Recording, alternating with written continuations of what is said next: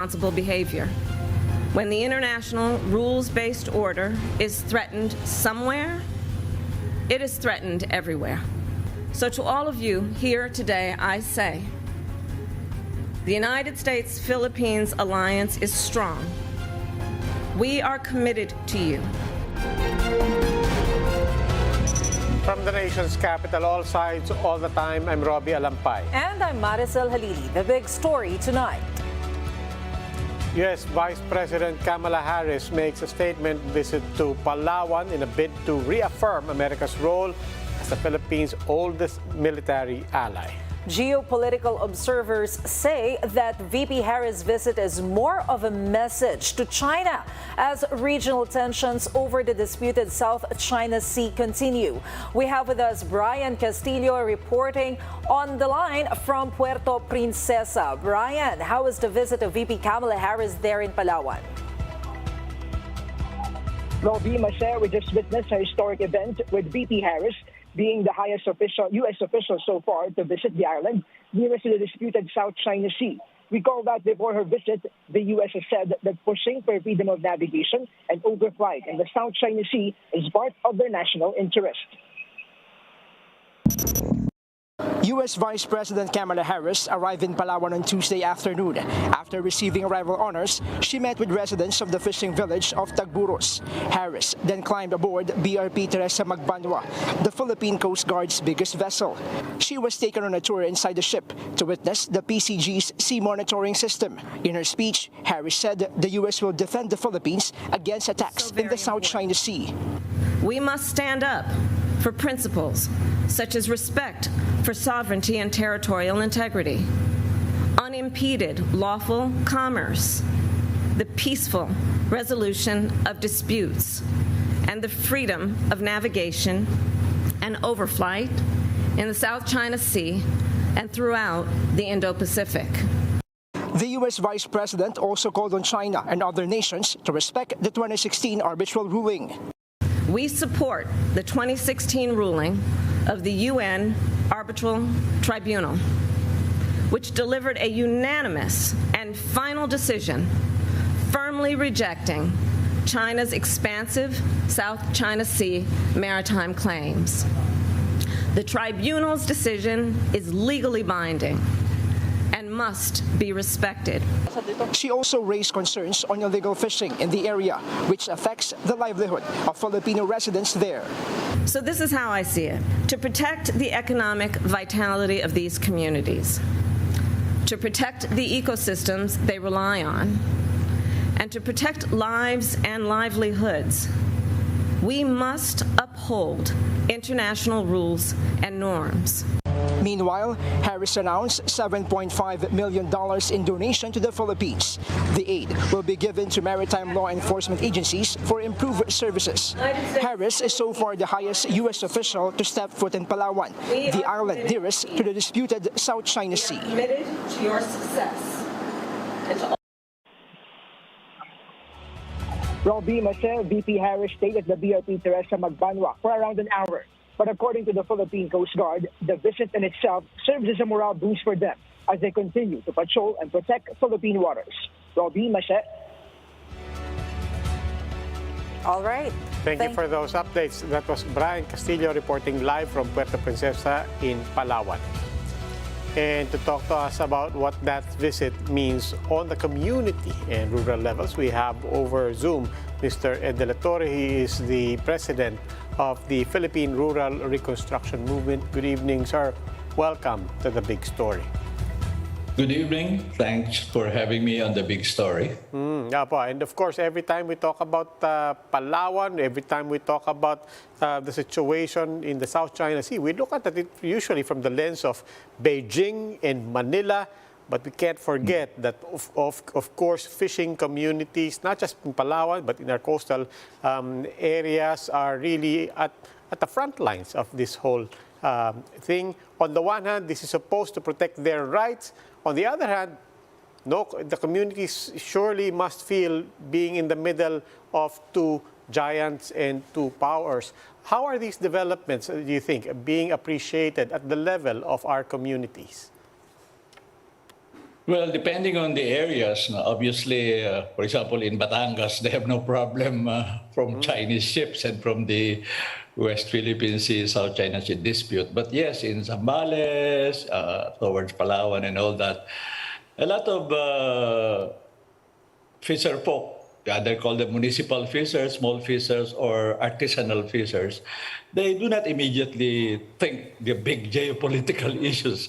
They talk simply of access to peacefully to legitimate fishing grounds, especially within the 15-kilometer municipal waters, which belongs to them, and into an incursion, even by Philippine commercial vessels into that is already a problem. But the issue of Chinese fishing boats or other nationality fishing boats is it belongs to another level because they have bigger ships, bigger nets, technology that can really harvest a much greater amount of fish. And, fish do not respect boundaries, so you catch them from somewhere that will deprive us of fish that's closer to our coast, which is where most small fisherfolk fish. They're not sailing out into the blue ocean beyond. No? So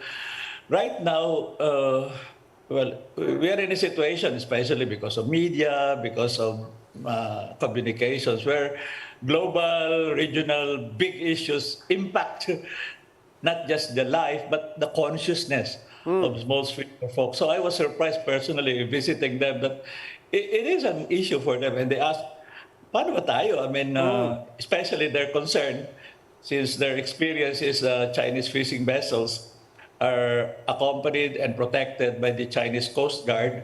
So they say, can't we have something similar on the side of the Philippines? Simple lang naman. They protect theirs, so we should protect ours. And as people tell me, I'm not really an expert on maritime security. They say, Ed, white ships pa lang yan, gray. So, hindi pa gyera yan, no? Civilian, no? So, yeah, it's a concern. Is it top of the mind? It might not be top of the mind for everyone, but definitely top three. The more immediate tends to be the depletion of fish because of overfishing or illegal fishing, the destruction of mangroves and coral reefs, and the incursion of commercial fishing vessels. But either top two or third, ito namang foreign vessels, particularly Chinese foreign vessels, because they're huge. I mean, they really catch a lot. They immediately freeze and process them, and then later store them, and then re-export them to us. It's an irony. The biggest source of galunggong, which is our top fish consumption, primarily comes from China. And I was told, I don't know if it's true, I have that verified. Yes, the Chinese do not eat galunggong raw. Binebenta na lang sa atin yung galunggong natin. But Mr. Dela Torre, on the one hand, sabi nyo nga po, I mean, pwede bang sa panig din natin, meron ding Ramirez back. Pero, but at the same time, now that this has become a higher profile and therefore higher on their consciousness, are they also coming to a certain level of anxiousness? Nagkakaroon din po ba ng pangamba na, teka muna, I mean, this might also escalate, if not exacerbate, our situation kung magkakaharap or magkakapostura lang ang Estados Unidos vis-a-vis China? Yeah. Well, I visited different communities, Batangas, Zambales, Negros, more recently. And interesting all of them say, ito muna, minimum, pwede ba mag-usap yung si Presidente at si Xi Jinping, yung simple lang isip nila. Tapos pag-usapan, anong amin, anong kanila, at pag-usapan. That's one. But others say, ito muna, malinaw namang atin ito. Pwede bang, hindi lang protektahan tayo, parang Coast Guard.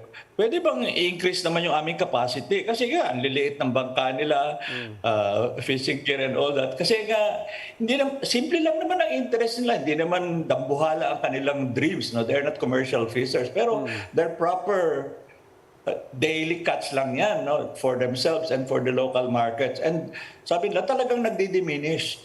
it's not, of course, just the US-China rivalry. There's also changes in the climate. There's also ocean pollution. Alam naman nila, hindi single cause. Pero ang laki, lumalaki at lumalaki itong isyong ito. Alam naman natin, hindi purely analytical, rational yan eh.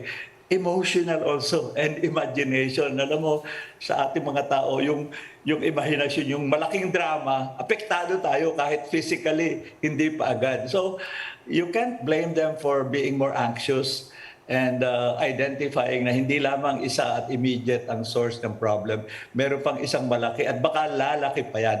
Actually, naglalaro sa dalawa yung partly climate change kasi talagang grabe na yon and pollution.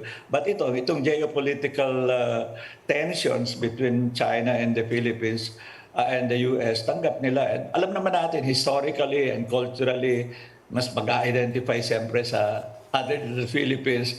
Sige, allies natin ng US. Kaya I'm sure they're happy na sana naman magsalita yung mga tumusturan na stronger support sa Pilipinas. Most of them do not really have very specific emotional or attitudinal, negative feelings towards the Chinese. Pero pag tinatamaan na sila, kahit na alam nilang Chinese posturing and stance is fits more at the US rather than at the Philippines per se. Pero sino man tawag ng parang pag papaluin mo ang isa, ang latay ay sa kabila. Gusto nilang latay. Pero ang diretsong tinatamaan tulad nangyari last time dyan sa West Philippine Sea, ay yung mga fishing boats na Pilipinas. So hindi mo maiwasan na ang punto nila sa isyong ito, parang agabyado tayo. Parang they do not see a pro-Chinese or an even-handed policy na beneficial sa kanila. Dapat may killing. May ang tawag namin kumbaga sa theology, may preferential option for the small fishers in any conflict. Kasi Pilipino tayo. Nauna tayo rito. Sa totoo lang, all these 9 historical claims and all that mga mapa, malayo sa debate nila. Simple lang. Sino ang pinakamalapit sa kanilang pampang patungo sa West Philippine Sea at South China Sea? Karamihan yan talaga, Philippine territory, exclusive economic zone natin. Siguro naman, simple lang na they should be the first one to have parang a go at harvesting the riches na binigay naman sa atin ng nature, no? Okay. So yes, may anxiety talaga at saka may killing emotionally sa US is lalo na kung sa tingin nila susuportahan ang Philippine government. Pero ang unang singil nila, Philippine government, you take a stand. Kaya nga, ang interesting sa Korea, gusto nilang may sariling department sana ng fisheries para tutukan sila. We got that, sir. Thank you for your time and insights. Mr. Edicio Dela Torre, President of the Philippine Rural Reconstruction Movement. Right after the break, a past libel conviction and citizenship issues got in the way of the appointment confirmation of Social Welfare Secretary Erwin Tulfo. That and more when the big story returns. Keep it here on One News.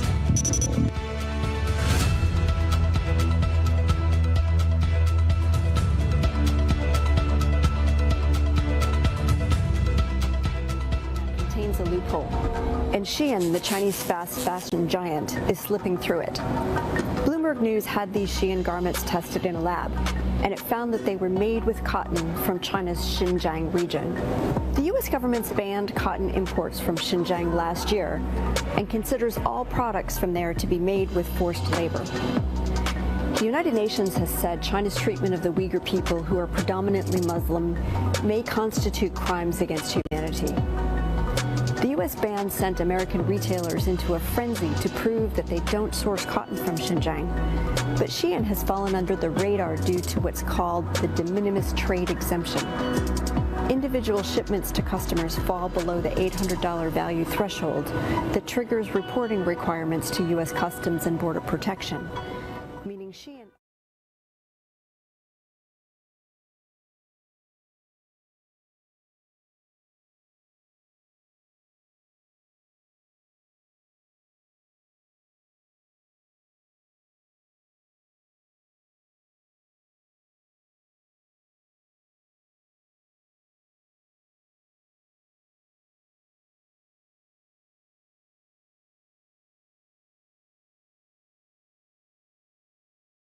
Sheehan's position demonstrates the limits of government attempts to keep the products of forced labor out of the domestic market. Sheehan is on track to sell $8 billion worth of clothing in the U.S. this year, about a third of its business worldwide.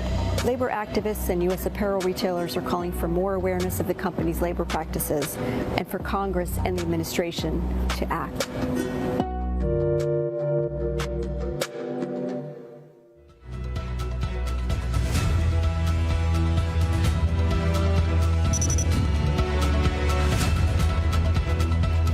You're watching The Big Story here on One News.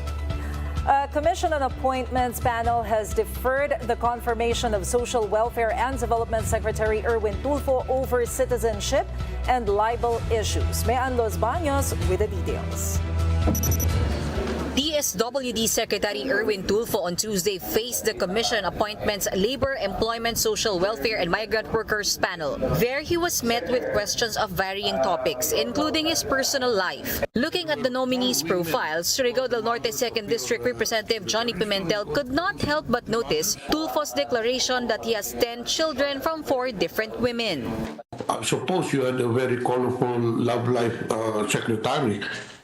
And there were 4 women who are the mothers of your children. Are you still in good terms with the mothers? Yes, we're in good terms, including all my children. Some of them are in the United States and some are here. Pimentel went on raising the possibility that the secretary could meet more women in his line of work. Hindi po ba magiging sagabal sa trabaho mo yon na marami kang makikilalang babae? It happened, Mr. Chair, Your Honor, when I was younger, when I was in the media. And as you grow old, you notice that you start to look differently in life, your perspective. However, in the middle of the hearing, Secretary Tulfo had to ask for an executive session to answer questions about his citizenship. Naging enlisted personnel ho pala kayo ng US Army. 1988 to 1992. Dinenounce niyo ba yung inyong Filipino citizenship? I would like to ask for an executive session on this matter.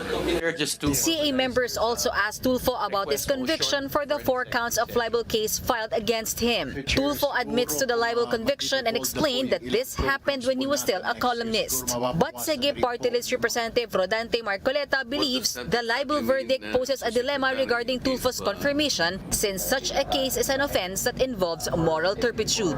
In some other cases disposed by the Supreme Court, there were certain people who were disqualified from holding positions. Other CA members were also divided on the matter. That's why they opted to seek first the opinion of experts and the Justice Department. In his interview with the media, Tulfo admitted to having U.S. citizenship, but he said that he renounced it this year before his appointment.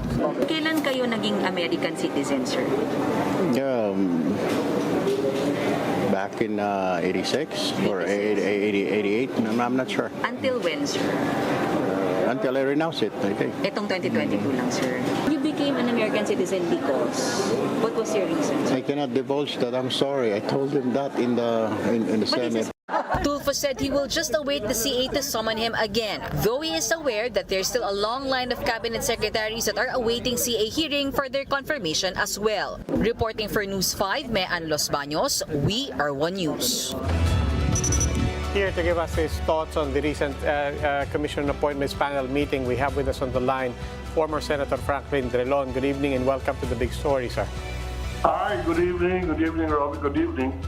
Sir, isa-isahin lang po natin. First of all, citizenship. Is that going to be an issue for Mr. Tulfo or anybody to be appointed by President Marcos? Well, the cabinet member must be a citizen of the Philippines. There is a precedent here when the former or the late DFA Secretary Jun Yasay, if you recall, acquired American citizenship. And while he allegedly renounced it, there was not sufficient proof of his renunciation. So it was on the basis of the fact that he was an American citizen at the time of his appointment that the commission voted against him and disqualified him because he was not qualified to sit as a member as a chair of the DFA. I do not know the facts in the case of Secretary Tulfo, but yes, just to the question of whether citizenship is required, it is required. Now, the fact that he became a dual citizen should not be a hindrance, provided that that he renounced his American citizenship before his appointment. I was the one who wrote the law, and a citizenship in another country is a disqualification from holding public office unless you have renounced it, renounced that foreign citizenship. And so I do not know what is the case, what are the facts in the case of Mr. Tulfo, whether or not he said he has renounced. If he has renounced it validly, then the dual citizenship is no longer a question. Okay, but in the case of Mr. Yasay, his renunciation was not found to be valid and effective, and therefore he had no citizenship. He was a stateless person at the time that he was appointed, or at the very least, still an American citizen. Okay, so to be clear po, just on that and just to cover some gray areas there. One is we don't know either, at least based on the report, because they took an executive session for him to explain the circumstances there. But as you explained, he has to renounce the U.S. citizenship. In other words, even dual citizenship does not cure this. He has to renounce and then completely and exclusively be a Filipino citizen. That's correct. I wrote the law. And the purpose of the law was to allow a person, a Filipino, who has lost his citizenship because of acquisition of a foreign citizenship, he was given the opportunity to be a dual citizen, unless he is appointed to public office or he files a certificate of candidacy, in which case a requirement is that he must renounce the foreign citizenship and have only one nationality or citizenship at the time of his appointment or election, and that is Philippine citizenship. And we have applied that in the case of the late Foreign Secretary June Yasay. Sir, how about the libel conviction? Ano ba yung policy natin doon once na convicted, kahit na anong kaso? I could not recall exactly whether or not libel carries disqualification from holding public office as a penalty. That is found, that is in the revised penal code, whether it involves moral turpitude, which would disqualify a person from holding public office. So that's all. I'm telling you what the law is. Whether it is applicable to Mr. Tulfo, I do not know. But Senator, to be clear, because that was also raised by Congressman Marcoleta, it turns on the question of whether or not the crime involved constitutes moral turpitude. Yeah, but the matter of whether or not he will be confirmed is a judgment of the CA. I see. Now, so, of course, if the law disqualifies one from holding public office, the opinion of the commission appointed is immaterial, because that's the law. Now, so I do not know what exact, as I said, I'm out of the house, I don't have access to research the material. And I have to check whether or not there is a disqualification from holding public office by virtue of conviction, or it involves moral turpitude, which could be raised against Mr. Tulfo. Okay, but just to be clear po, as far as the CA process is concerned, this should be a legal process and not a political process? Well, yes, it is a legal process, but you cannot say that it is not political because the discretion of the politicians are involved, unless the law is clear insofar as the conviction is concerned. For example, if it's a question of dual citizenship and he did not renounce validly, then the discretion is lost. You know, the CA has no power to confirm if that is the case. And because somebody can bring the issue to the Supreme Court on a quo warranto proceeding, questioning the right of the nominee to sit in his position. Okay, maraming salamat po. Former Senator Franklin Drilon. And after this break, we will look into the possible changes in the current alert level system in the Philippines. That and more when the big story returns. Keep it here on One News.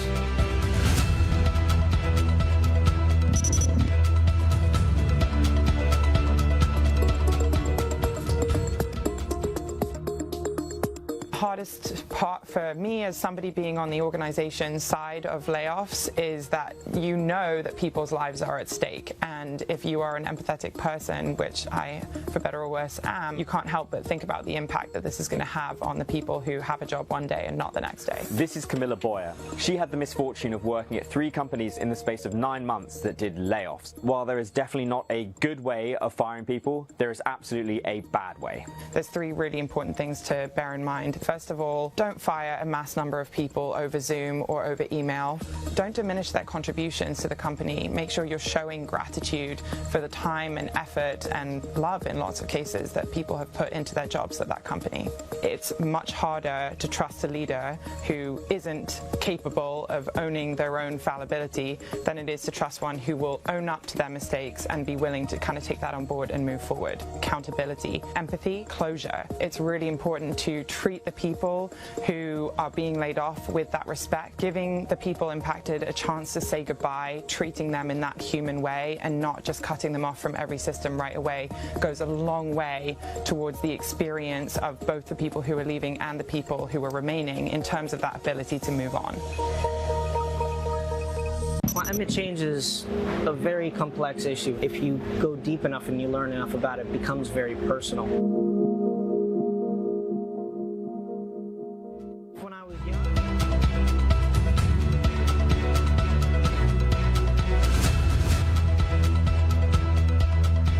You're still watching The Big Story here on One News. Changes in the current alert level system may soon be in effect. That's if the Health Department's proposal will get the go signal of the IATF and President Bongbong Marcos. JZ Cosico with the details. The Health Department is set to present changes to the current alert level system in the next interagency task force meeting on December 5. Health Department Officer in Charge Maria Rosario Vergeire said restrictions will be decoupled from the ALS and such will only be used to determine an area's risk level, similar to PAGASA's cyclone warning system. Pag sinabi ng PAGASA na signal number 1 tayo lahat, alam ng ating komunidad, ng ating public how they are going to respond. At ganun din ang gusto natin sa alert level system. Dapat alam na ng bawat individual at bawat Pilipino how you are going to respond based on your informed decision kapag ganito ang level ng alert sa isang lugar. Should these changes get the IATF's nod, it will then be presented to President Ferdinand Marcos Jr. for his approval. Currently, the DOH says the Philippines experiences a non-significant rise in COVID infections. Data show all island groups in the country are in an upward trend since early November. But ICU, severe and critical admissions are showing signs of plateauing in the recent days. So pag nakita natin nakakaunti na yung severe at critical, I think we're good, no? Kaya nga sabi natin, baka nga dumarating na tayo sa point na nakikita na natin yung light at the end of the tunnel. In the meantime, the DOH will push for an extension of the COVID-19 state of calamity if the public health emergency bill won't be passed into law before year-end. The COVID-19 state of calamity in the country will lapse by December. For News 5, JC Cosico, we are One News. And that's the big story tonight. For more updates, follow News 5, The Philippine Star, and Business World Online. You may also log on to onenews.ph for more analysis. I'm Robbie Alampay. The Big Story is also available via Signal Play app. Make a free account now at signalplay.com and stream One News anytime, anywhere. I'm Maricel Halil. Stay safe, Philippines. We are One News, all sides, all the time. News.